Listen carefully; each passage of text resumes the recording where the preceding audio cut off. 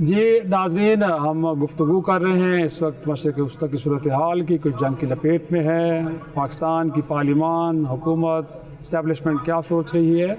ہمارے ساتھ موجود ہیں رکن قومی اسمبلی JFA عالیہ کامران صاحبہ، ان سے گفتگو کرتے ہیں، ان کا موقف جاننے کی کوشش کرتے ہیں۔ انفیکٹ بہت بڑا چیلنج ہے اور اس سے پاکستان کی معیشت متاثر ہونا شروع ہو گئی ہے، بٹ کہا جا رہا ہے کہ پاکستان کی سلامتی کے لیے بہت بڑا تھریٹ ہے۔ اس ملک کی منتخب پارلیمان، حکومت، اسٹیبلشمنٹ اس بات کا ادراک ہے اور پاکستان کو سیف گارڈ کرنے کے لیے وہ ریکارڈز پیٹ لے لیے گئے ہیں یا لیے جا رہے ہیں کہ جو ضروری ہیں اس وقت۔ دیکھیں، اس خطرے کی طرف تو بہت سارے لوگ نشاندہی پہلے بھی کر رہے تھے اور حکومتوں کو بھی ادراک ہونا چاہیے۔ ظاہری بات ہے حکومتوں میں صرف حکومتی لوگ شامل نہیں ہوتے، آپ کے تھنک ٹینکس بھی ہوتے ہیں، آپ کا غور و خوض کرنے والے بھی ہوتے ہیں اور آپ کی ملکی سالمیت کے لیے جو ہے وہ باقاعدہ سر جوڑ کے بیٹھنا ضروری ان کا بنتا ہے۔ اور حیرت کی بات ہے کہ وہ اس چیز کو کیوں نہیں سمجھ پائے یا اسٹریٹجی کو کیوں نہیں لے کے چل پائے۔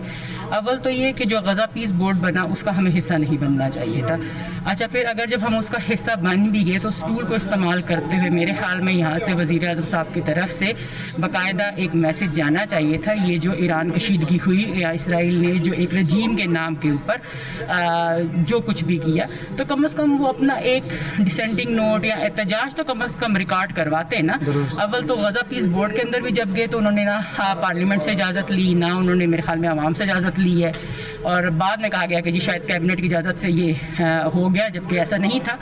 خیر جو بھی ہے، لیکن ابھی بھی ان معاملات کو درست کیا جا سکتا ہے اور ہم اس خطرے کو بالکل نہیں ٹال سکتے کہ پاکستان اللہ نہ کرے اگلا ہدف جو ہے وہ بن سکتا ہے،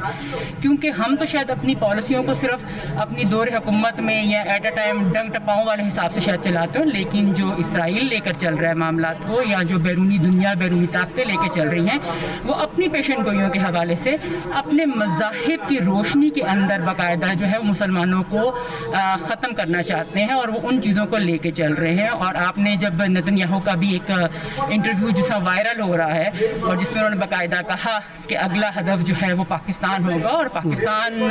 پہ شاید وہ تھوڑا سا کچھ معاملات میں ڈر اس لیے جاتے ہیں کہ ہم شاید ایٹمی طاقت ہے اس وجہ سے، لیکن اس چیز کو ہم نظر انداز بالکل نہیں کر سکتے۔ اور معیشت کا جس طرح سے بیڑا غرق ہوگا وہ تو سب کے سامنے ہے، اور یہ ساری گیم جو ہے سب پیسے کی ہے، پاور کی ہے، اور ان چیزوں کو سمجھنا چاہیے۔ اور آپ کا یہود و نصارہ کبھی بھی آپ کے دوست نہیں ہو سکتے۔ اور لیکن مولانا صاحب تو جو پرائم منسٹر نے ایک بریفنگ رکھی تو اس میں گئے، تو لگتا ہے کہ آپ کی پارٹی تو مطمئن ہے کہ جو اس وقت حکومت کے اینڈ پہ انیشیٹو لیے جا رہے ہیں وہ بالکل درست سمت میں ہے، یا آپ سمجھتی ہے کہ نہیں اس معاملے کو آپ کو کس نے کہا کہ ہم اس کو درست سمجھ رہے ہیں؟ کوئی تنقید اس طرح کی ہو پا نہیں رہی، یا کم از کم کوئی تجویز نہیں آئی کہ پارلیمان میں جس طرح پیپلز پارٹی کہہ رہی ہے، جس طرح تحریک انصاف کہہ رہی ہے؟ دیکھیں، ان کی بھی تجاویز کس نے دی ہیں؟ کیا بلاول صاحب نے آ کے یہاں پہ تجویز دی ہے یا ممبران ایک تجویز دی؟ بالکل ٹھیک ہے، میں بھی ایک عام ممبر ہوں اور میں بھی ایک طرح سے جس طرح سے ہمارا دل دکھتا ہے تو ہم بھی اس طرح سے بات کریں گے۔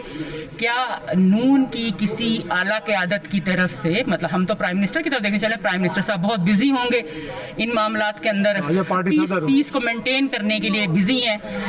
خطے میں بھی اور پوری دنیا کے اندر بھی، اور ٹرمپ کے ساتھ بات چیت میں بھی بزی ہوں گے، لیکن ان کے جماعت کے ذمہ داران، نمائندگان، وزراء موجود ہیں۔ آپ کے ڈیفنس کے جو منسٹر ہیں، آپ کے جو فارن افیئر کے منسٹر ہیں، ان کو آنا چاہیے تھا، انہیں ایک بیان واضح طور پہ پارلیمنٹ میں اپنی اسٹریٹجی بتانا چاہیے تھی۔ اب یہ ایزیوم کر لیا جائے کہ مولانا صاحب اس میٹنگ میں گئے تھے، آپ کو میں یہ بتاتی چلوں کہ مولانا صاحب نے اپنی تمام خدشات ان کے سامنے رکھے اور اپنی تجاویز بھی ان کے سامنے رکھی، اور جہاں تک میری ایک مطلب میں اتنا علم نہیں اس چیز کے بارے میں، لیکن جو میں سمجھ پائی ہوں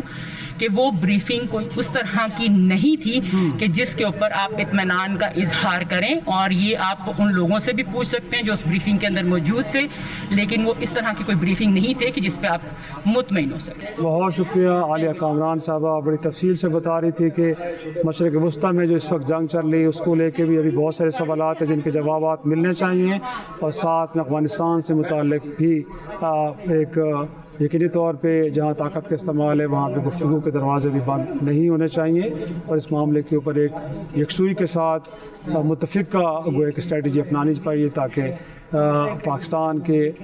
جو بھی مسائل ہیں وہ معاشی ہیں یا وہ سلامتی کے ہیں ان کو بہتر انداز میں ایڈریس کیا جا سکے۔ ناظرین، آج کے پروگرام میں اتنا ہی، اجازت دیجیے، خدا حافظ۔